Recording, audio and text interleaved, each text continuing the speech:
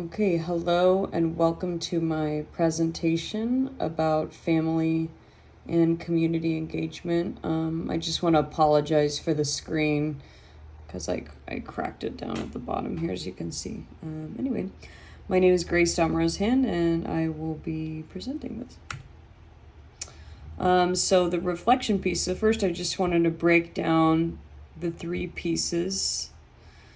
A little bit about me and my experience as a student, and then my experience as a teacher and also an athletic director. So I play a pretty big role as far as community and family engagement goes in that aspect. I'm going to talk about my current role and how it shaped my teaching and my current status of engagement with family and community. And then I'll be finishing off with the looking forward part to the goals for the future there. So my student experience, I went to St. Joseph Catholic School in Salem, Oregon. Oddly enough, I'm also teaching there right now, which is kind of funny. It's like a little nostalgic dream for me to teach at my old school. It's kind of interesting. So I'll talk a little bit about, I had very motherly teachers. That's the point of the title right here. And they took care of my sisters and I when we struggled at home. So when I was in about second grade, my mother was hit by a car. She was on a vacation in San Francisco and she was hit by a driver, and she got addicted to opioids from the car accident. So unfortunately, it was a very tough time for my sisters and I at home. It lasted throughout our whole childhood because she just overdosed 3 years ago. So it was a great impact. However, our teachers, as I put it, were very motherly. They would my dad would drop us off early during their prep time, and they would braid our hair, and they would make us lunch, and they were just, it's incredible what they did, especially looking back as a teacher. Now, moving on to the next point, they had a great relationship with all the parents. They came to all our family parties. That was very common then. I'm not sure if it's as common now. They came to all of our, our first communion, our confirmation, and then our birthday parties. And then they really made an effort to connect us with our community, which I thought was really great. A lot of our lessons connected to Salem. We would walk around Salem quite a bit, and our teacher would use that as an opportunity to teach us then. Now I was gonna say now I'm not quite sure if that would fly. Not sure if it's safe, right? Connections. So our school was very connected with our community. We did a lot of fundraisers and projects through the church. And at the time, parents were really eager to volunteer, and there was a big sense of pride for the school. So I'll talk about my teacher experience. I had my first year a few years ago, right after I graduated. I started working at St. Vincent de Paul. It was a dual language school, so they had a very large Hispanic community. I was teaching preschool through 5th grade physical education and health, and I just adored that community. Very strong family presence at the sporting and the school events. I built their athletic program there. Unfortunately, it closed right after I started there. It was like my dream school, but that's okay. We built this athletic, club together, and it was fantastic. And I had a lot of the support from them. So last year and this year, I'm at St. Joseph's, where, like I said, I went to school as a child. And this is where I really learned the value of relationships beyond the classroom. And the teachers are really encouraged with parent involvement.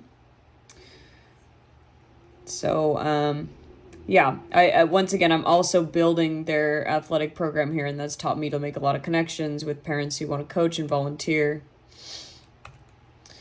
So how my experiences shape my teaching? So number one, strong connections here. I strive to build these strong connections with every student, and if I can, their families as well, to reflect my experience as a student. So like I said, I had a positive experience at school. School was my safe haven, and a lot of it had to do with my teachers. Engagement, I believe in engaging students through community events, academics, and athletics in order to form stronger bonds. Parents, instead of fearing parents, which a lot of us do, right? I've learned to view families as partners in learning who only want the best for their children. Took a while to learn that they're not the enemies, and I still might have some feelings towards, certain parents. I also teach 5th grade math as well as PE and health, and now I teach middle school, and things can get a little dicey, but at the end, I know that they just want the best for their kids, and that's great. Support, like I put down here, coming from a hard childhood, I tend to seek out students who show signs of struggle and try not to judge families who are going through something like that, which can come in handy. Engagement now. So I'm a volunteer athletic director. I do not get paid extra for it. I organize the school teams, the coaches, put schedules together. I currently only do that for basketball and soccer. Parent club and school of state events. I attend all of those and try to connect with parents. Right here, I connect daily at pickups. So my role every day at pickups, since I know all the kids, they stuck the PE teacher out there, which I think is pretty common, but I call out the students' families, so I know each family. I know when somebody looks different. I know when I haven't met somebody, right? And I make those connections well. And then down here, I want to keep overall tightness and communication among families, for classroom purposes, right? So instead of, for example, avoiding behaviors, I want to, bring those out, whether positive or negative, and really make sure that I'm in good communication with parents, in order to form a stronger bond.